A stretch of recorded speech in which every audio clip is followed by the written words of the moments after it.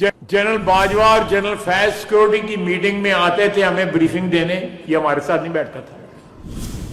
3 मीटिंगें हुई, तीनों मीटिंगों के अंदर इसने इनकार कर दिया। एक मीटिंग में जब वो अभिनंदन क्या जहाज नहीं गिराया था तो उस रात बड़ा रौला था कि इंडिया हमला कर देगा इंडिया। उस सिलसिले में जो मीटिंग थी 1.5 घंटा बाजवा इसको कहता रहा कि बड़ी इंपॉर्टेंट मीटिंग है, आके इस मीटिंग की सदारत करो। नहीं आया।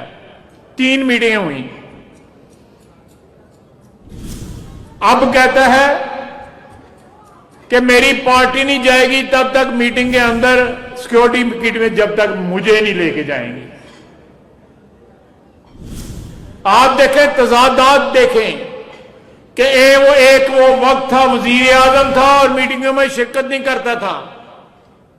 अब कैदी नंबर 804 है, कहता मुझे मीटिंग में लेके जाओ। इससे बड़ा कोई तजाद हो सकता है?